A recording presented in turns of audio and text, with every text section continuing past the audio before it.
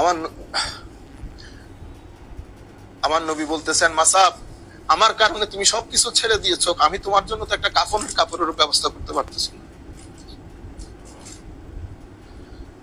তবে আমি তোমাকে কথা দিচ্ছি মাসাব, জান্নাতে দুইজন একসাথে থাকবো। এই ধরনের স্যাক্রিফাইস সাহাবায়ে কেরাম। এই মাসাব বিন উমাইর, আজকের দিন পর্যন্ত আমরা দেখছি মাসাব বিন উমাইর রাদিয়াল্লাহু তাআলা, এই নামগুলোর মধ্যে এত তাসির, এই নামগুলা নিলেও ভিতরের মধ্যে ঈমানের চেরাগ জ্বলিয়ে ওঠে। এই মহব্বত, এই এশক থেকে আমরা ছেলেদেরকে দূরে রাখতেছি, তরুণ প্রজন্মকে দূরে রাখতেছি। আমরা তাদেরকে উগ্রতার দিকে ঠেলে দেই, তালোয়ার মারো, তালোয়ার মারো। যদি তালোয়ার মেরে যদি ইসলাম কবুল হয়, তাহলে তো আমার নবী প্রথম দিন তালোয়ার মেরে অনেক কিছু করে ফেলতে পারতেন। এই বদরের প্রান্তরে আমার নবী হায় হায় সারা রাত সিজদার মধ্যে পড়া, কি হবে কি হবে। শেষে বদরের যুদ্ধ হলো। বদরের যুদ্ধে তো সেরকম কোনো ফাইটই হয় নাই ধরতে গেলে।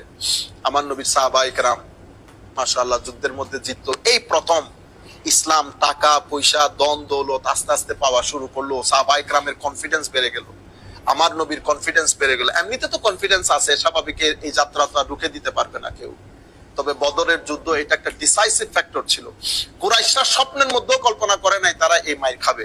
যাই হোক, শেষ পর্যন্ত যা হওয়ার তা। আমি বলতে যেটা যেখান থেকে চেয়েছিলাম জবান, আমার নবী সাল্লাল্লাহু আলাইহি ওয়াসাল্লাম ইরশাদ করছেন, দুইটা হাদিস বলে শেষ করে দেব।